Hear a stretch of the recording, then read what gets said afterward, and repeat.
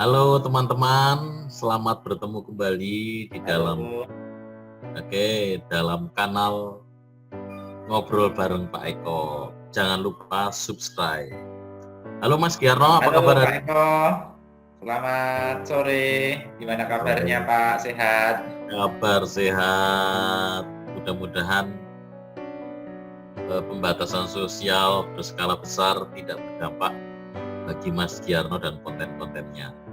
Ya, amin Betul, Pak. Ya, tetap Giarno. seperti himbauan pemerintah ya, tetap di rumah Ya, saja.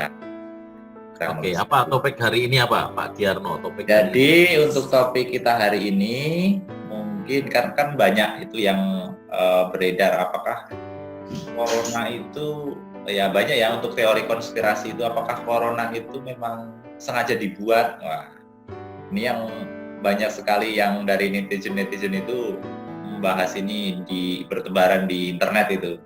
Apakah teori konspirasi ataupun corona itu memang sengaja dibuat? Lalu ya, pembuatan itu gimana? Di mana? Apakah itu ada pembuktian? Kurang lebih seperti itu.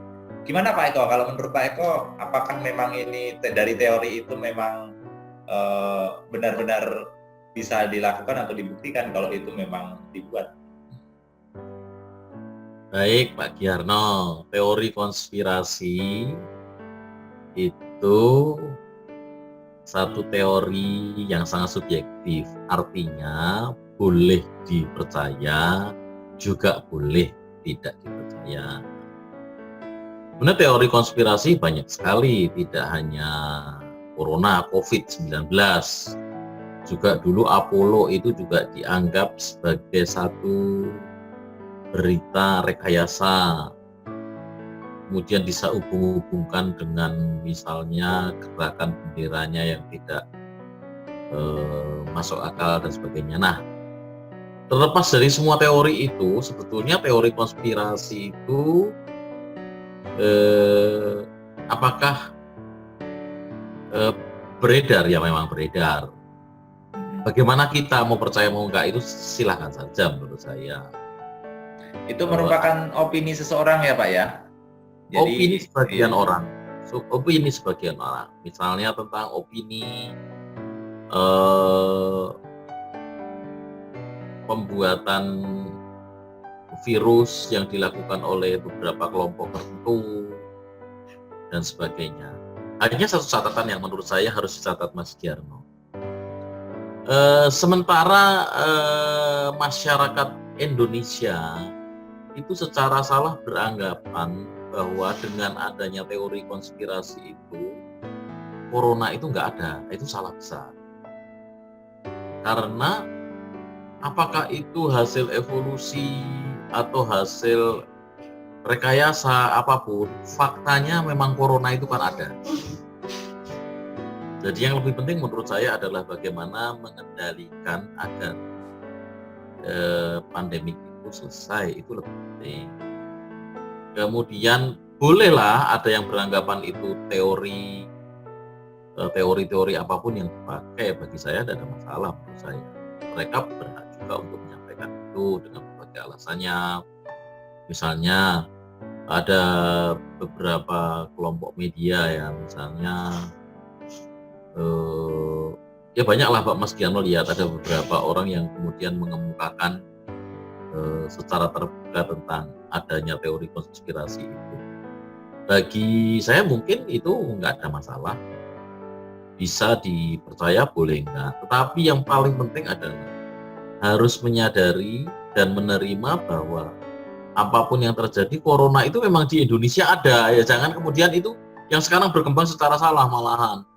Bahwa berarti teori konspirasi membuat berarti corona itu nggak ada hoax ya. Bukan. Nah itu yang harus dipikirkan. Jadi itulah menurut saya Mas Giano teori konspirasi. lalu Pak Eko, karena saat ini kan memang wabah itu kan memang sedang menerpa bukan hanya Indonesia ya, tetapi kan dari seluruh dunia. Itu yang membuat mungkin masyarakat itu ya tambah resah kan dengan adanya teori konspirasi tadi, sehingga mereka itu sebenarnya kalau misalnya saya saja ya, ketika mendapatkan suatu kabar seperti itu bahwa itu memang sengaja dibuat lah, itu memang sudah dikaji, dipikirkan oleh seorang ilmuwan itu sudah membuat itu atau merancang itu, sudah memprediksi itu, kurang lebih seperti itu. Nah itu kan membuat masyarakat itu juga, wah ini memang sengaja dibuat, jadi pasti sudah ada vaksinnya, pasti sudah tertata, sudah rapi. Nah, nanti ketika sudah mendekati hari H, dan nanti tunggu waktunya pasti vaksin itu keluar. Apakah seperti itu? Kalau misalnya pandangan Pak Eko seperti apa? Apakah sama dengan saya? Apakah mempunyai perbedaan, Pak Eko? Ya kalau saya berpikirnya agak berpikir logis saja.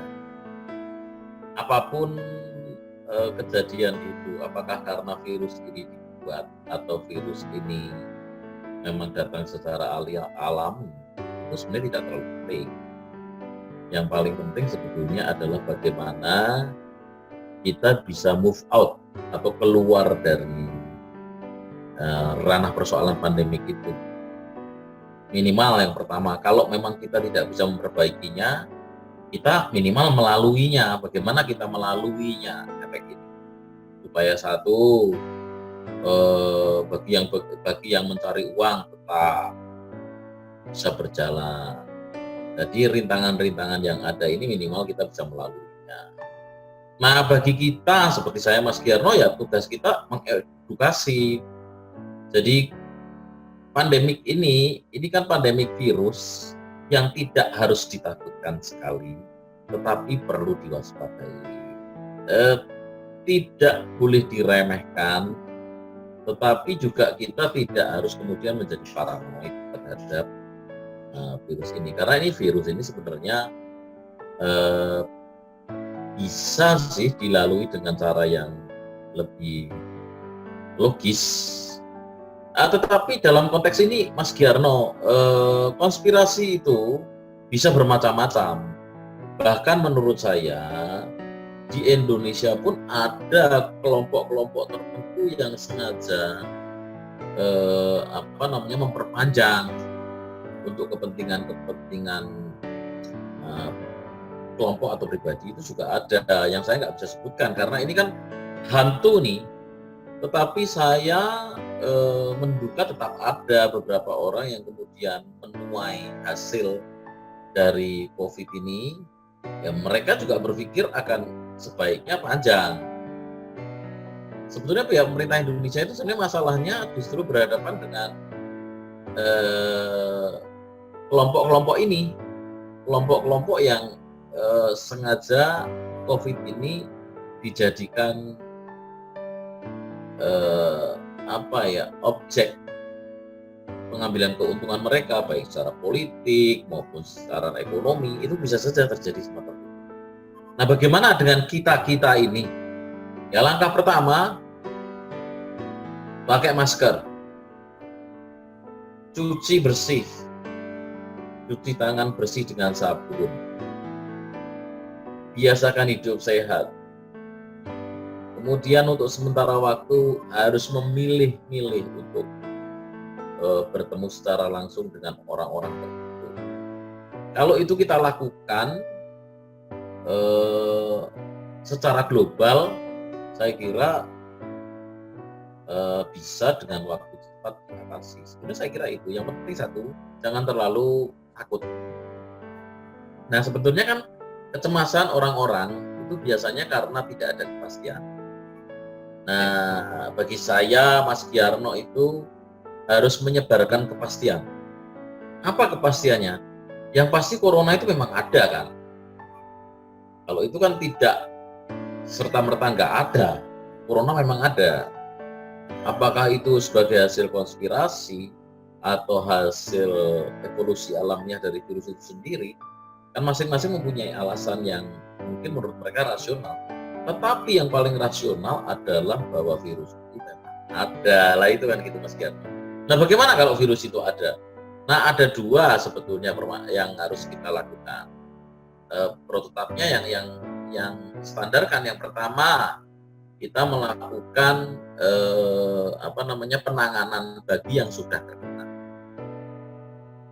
Yang kedua, melakukan pencegahan. Jadi dua itu, tindakan penyembuhan dan pencegahan. Kemudian yang ketiga, edukasi. Mas Giarno, saya bisanya kan memberi edukasi kepada mereka. Nah, cara-cara seperti ini sudah mengedukasi mereka agar mereka tahu bahwa secara real memang corona itu ada. Jadi bukan hoax, corona itu memang ada. Nanti kalau ada yang sebagian berpikir bahwa corona itu nggak ada, kan repot. Gitu. Oh, konspirasi berarti corona nggak ada, bukan begitu maksudnya. Nah, itu yang saya takutkan.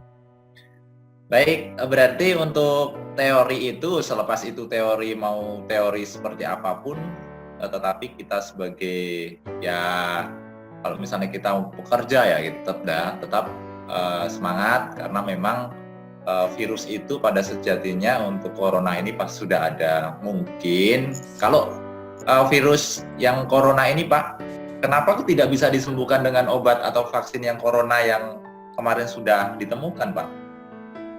Nah, sekarang ada penemuan baru yang saya juga membacanya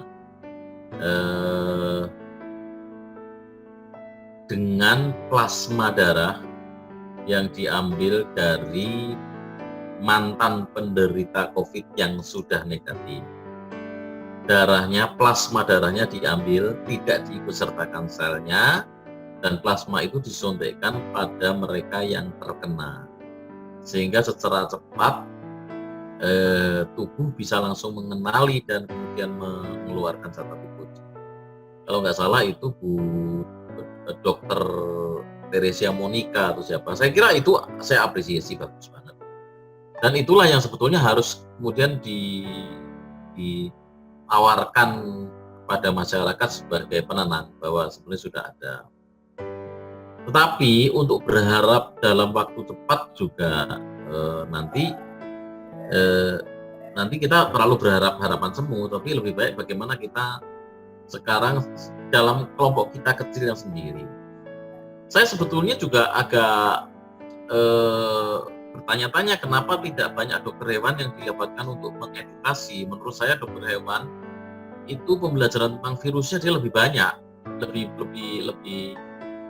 detail. Ya, awalnya virus ini kan dari hewan ya, yang bukan begitu. Maksud saya gini, kedokteran hewan itu tentu pembelajaran tentang virusnya lebih banyak dibandingkan dengan dokter umum.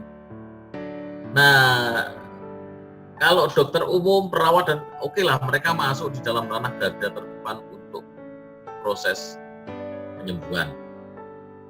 Nah, tetapi edukasi sebaiknya menurut saya melibatkan banyak dokter-dokter hewan untuk menjelaskan tentang virus ini bagaimana cara pengatasannya, bagaimana cara mengelabui perkembangan virus ini dan sebagainya. Itu sebetulnya menurut saya akan lebih efektif. Dokter-dokter hewan juga terlibat dalam konteks ini.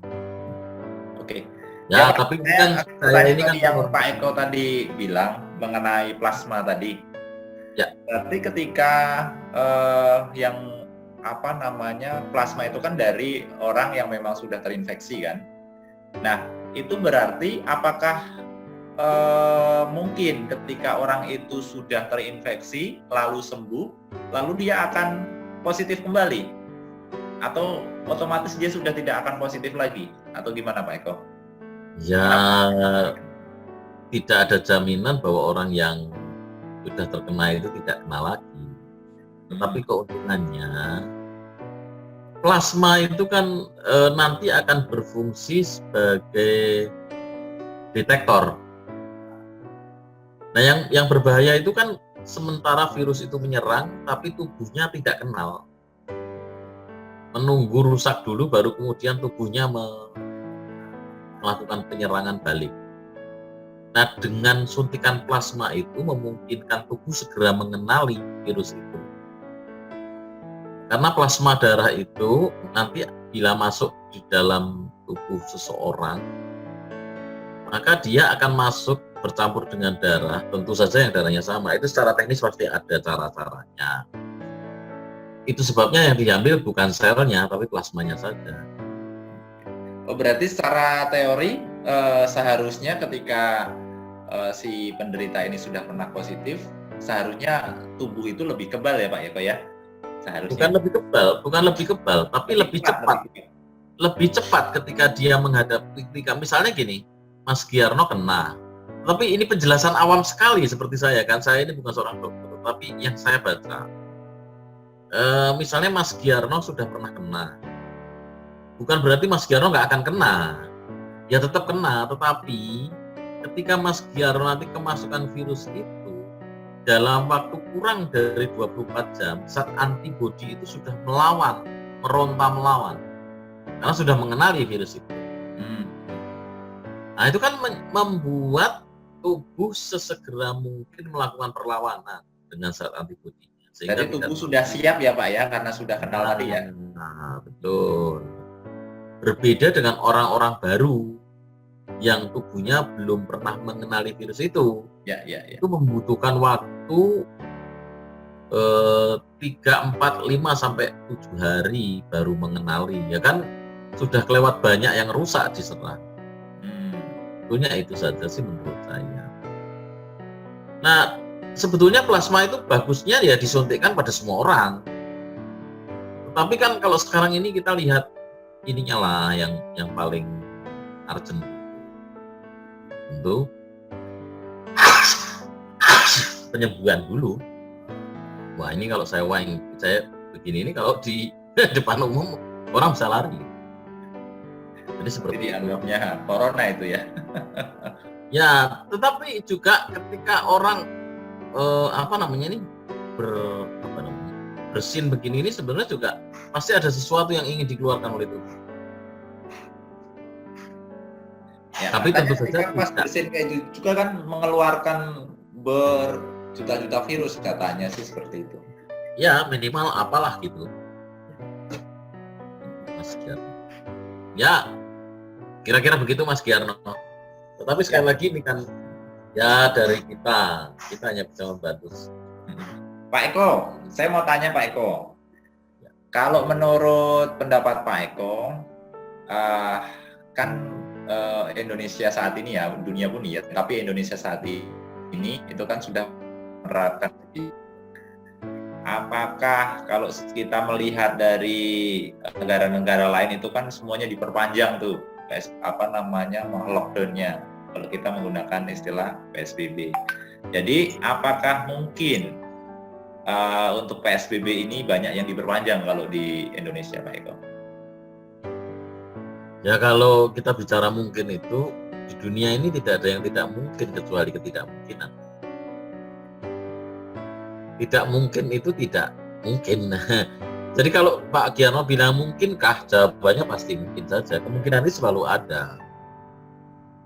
Walaupun kita tidak berharap ya, tapi sekarang ginilah, dari berbagai penelitian, misalnya peneliti dari Harvard itu bahkan memprediksi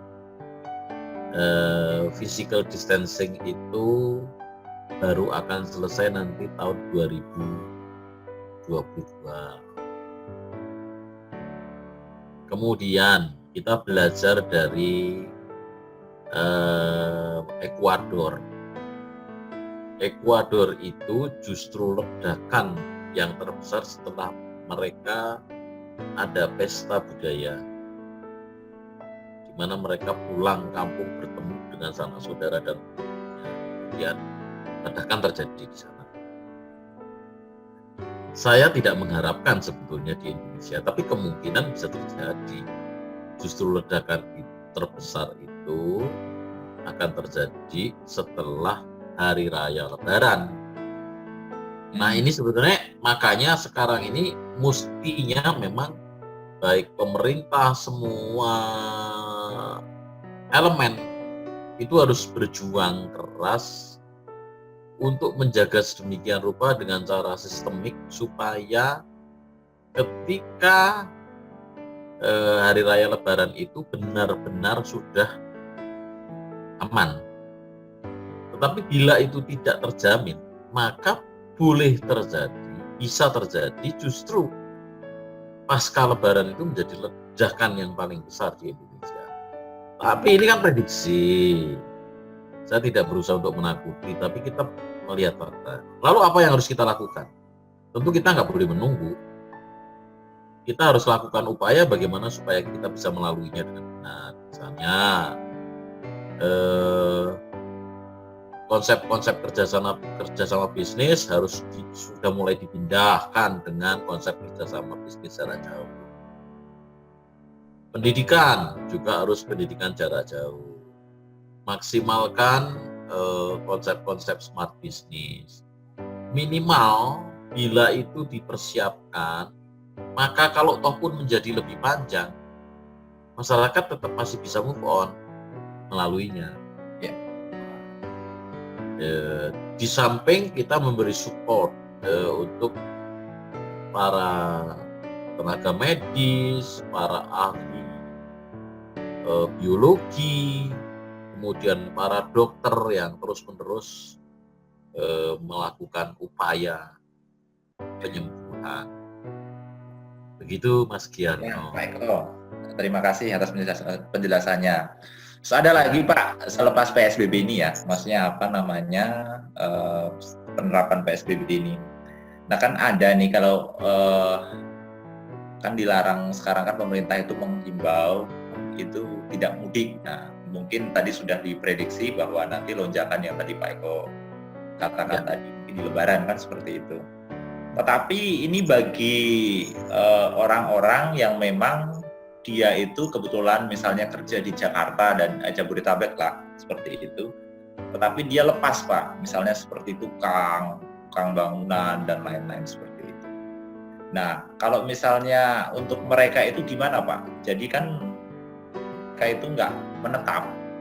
Lalu ketika mereka itu tertahan di tempat dia bekerja, misalnya di Jabodetabek ini, lalu gimana untuk anak-anak mereka, keluarga mereka yang sudah menunggu, kurang lebih seperti itu? Itu gimana menurut Pak Eko? Ya, virus kan tidak mengenal posisi. Pertanyaannya dibalik. Bagaimana kalau mereka pulang kemudian anak-anak ketularan? Itu yang harus dipertanyakan. Bukan bagaimana ketika anak-anak nggak ketemu.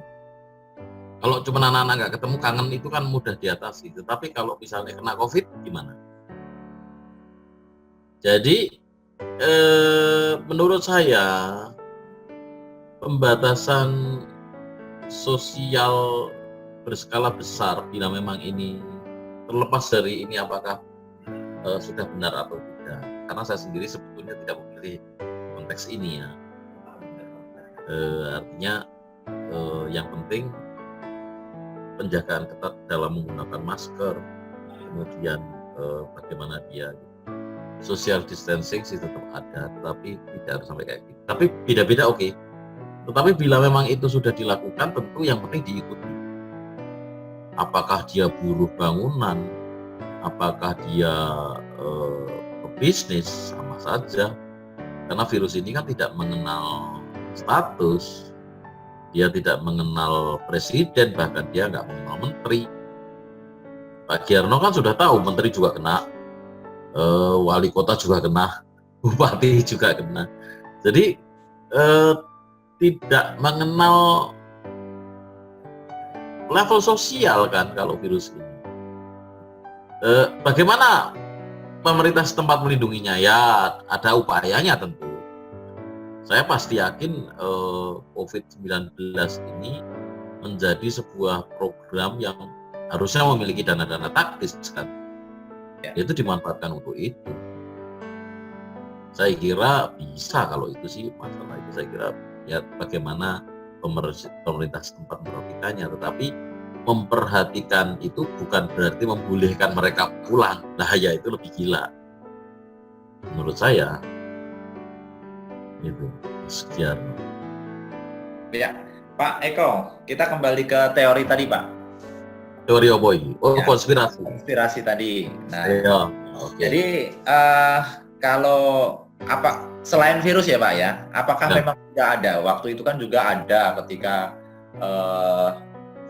tentang apa namanya yang Aceh itu Kalau mudah-mudahan Pak Eko juga membaca, ada juga teori konspirasi bahwa itu memang sengaja, karena memang ketika korbannya itu kondisinya itu tidak seperti korban-korban ketika memang banjir atau tsunami yang lain. Nah, misalnya di situ ada mohon maaf untuk korbannya itu agak gosong-gosong dan sebagainya. Itu kayaknya kimia atau seperti apa. Kalau menurut Pak Eko gimana itu? Teori konspirasi itu kalau bahasa Jawanya namanya teori ilmu gathuk, Mas. Jadi namanya juga teori konspirasi. Tapi apakah itu juga masuk ke ranah hoax dan sebagainya, Pak? Karena kan itu belum terbukti. Ya maka dari itu, teori konspirasi itu adalah teori yang memang dibuat, dihubung-hubungkan sedemikian rupa untuk mendukung satu konsep pemikiran tertentu. Itu teori konspirasi, makanya disebut teori konspirasi. Nah, bagaimana seperti kita? Ya namanya teori konspirasi tidak lebih dari opini menurut saya. Anda mau percaya boleh, enggak juga boleh. Kalau bagaimana pandangan Pak Eko ya, dua-duanya ada benarnya tentang virus contohnya. Apakah virus ini berkembang secara alamiah? Mungkin saja, karena virus itu bisa berevolusi. Bisa. Tetapi apakah juga teori-teori konspirasi itu bisa ada benarnya? Mungkin saja. Karena memang di dunia ini kan ada beberapa kelompok yang memang memungkinkan untuk melakukan hal-hal seperti itu. Tetapi saya lebih bersikap untuk tidak memilih keduanya. Saya lebih memilih pada fakta itu. Kayak misalnya, apakah tsunami di Aceh itu juga bagian dari teori konspirasi? Apapun itu, tetapi faktanya kan memang banyak korban. Jadi ya langkah pertama bagaimana menyelesaikan korban itu, terus kemudian bagaimana membangun kembali Aceh, itu lebih penting daripada mengurusi teori-teori konspirasi yang ada. Tapi itu menurut saya, dan orang lain berhak juga untuk kemudian menganggap teori konspirasi itu sebagai sekarang ini kan justru terjadi perdebatan, dan perdebatan itu saking hebatnya sehingga melupakan masalahnya itu sendiri. Sekarang masalah utama di Indonesia ini bukan soal konspirasi dan tidaknya, tapi masalah utamanya di Indonesia ini fakta bahwa corona itu memang ada. Itu kan sebetulnya masalahnya. Apakah itu bagian dari teori konspirasi dan enggak? Saya memilih untuk tidak mencampur adukan masalah itu ya. Karena sekarang so what? Kalau itu dibuat bagian dari konspirasi, kemudian apa? Apa kemudian kita tidak serta merta juga menyelesaikan masalahnya? Ya, nggak ada bedanya, karena faktanya memang corona itu ada, itu menurut saya. Jadi lebih baik ya kita fokus pada persoalan yang ada. Corona itu memang ada, bagaimana cara mengantisipasinya. Tetapi kalau misalnya itu memang benar, wah itu luar biasa Pak Eko. Ya sobat, tetap aja. Memang kalau konspirasinya benar, kemudian kita boleh diam saja. Enggak juga kan? Iya. Ya enggak? Coba kalau menurut Mas Giarno, ketika teori konspirasi itu benar adanya, terus apa yang dilakukan Mas Giarno? Ya kalau saya nggak ada lah mau berbuat apa, karena kan memang sama saja toh, kita perbuatannya tetap sama. Indonesia pun tetap sama. Apa kemudian ketika teori konspirasi itu benar, kemudian Indonesia akan melakukan penanganan cara yang berbeda? Nggak akan. Pasti protapnya ya bagaimana kita melakukan tindakan bagi yang sakit dengan kesembuhan, dan melakukan pencegahan dengan program-program pencegahan dan edukasi tiga ini tetap terus dilakukan. Apa yang diedukasi? Ya harus mengenal virus itu. Nah sekarang ini yang membahayakan bahkan media mengambil framing-framing tertentu yang tidak lengkap dari setiap ada pernyataan-pernyataan, itu berbahaya sekali. Menurut saya yang penting bagaimana membuat masyarakat ini tidak khawatir, tidak cemas. Dengan apa? Dengan kepastian. Pastiannya jelas bahwa corona itu memang ada, pasti. Ya. Dua, bahwa corona itu memang menular, bisa menular. Penularannya cepat. Penularannya cepat. Tetapi sekaligus bahwa corona itu bukan sesuatu yang tidak bisa diatasi. Karena itu sama dengan virus lainnya, yang dia tidak akan berkembang biak tanpa adanya induk semang. Dalam konteks ini induk semangnya adalah sel manusia. Ya, selama dia di luar, dia tidak akan berkembang biak, tetapi ada dampak penularan ya. Kan yang penting bagaimana mengedukasi masyarakat supaya tahu persis virus itu, supaya nggak terlalu cemas. Nah itu ya poin-poin terpenting. Jadi ya meningkatkan daya tahan tubuh kita, terus di situ selalu pakai masker ya Pak ya, mengikuti anjuran pemerintah. Pakai masker. Ya intinya ya jangan mudik kayak gitu kan. Cuci tangan. Di tangan. Usahakan tidak bertemu dengan kelompok orang yang banyak yang tidak pernah dikenal. Usahakan ketemu dengan orang yang memang benar-benar Anda kenal. Jangan terlalu bepergian bila nggak terlalu penting. Tapi kalau mau bepergian ya harus menggunakan masker yang bagus. Selesai sebetulnya. Ya, Pak Eko, terima kasih atas penjelasannya, dan itu mungkin membuat kita lebih paham lagi ya dalam untuk menangani virus corona ini atau COVID-19 ini. Dan terlepas dari itu apa tadi yang dikatakan teori konspirasi atau enggak ya, itu inilah tergantung diri kita sendiri mau menyikapi itu seperti apa ya. Betul Mas Giarno. Baik Mas Giarno, ya sampai jumpa di lain waktu di video yang lainnya. Jangan lupa subscribe gratis. Subscribe gratis supaya bisa membantu kita juga. Baik Mas Giarno. Ya, salam Pak Eko. Sampai jumpa teman-teman semua.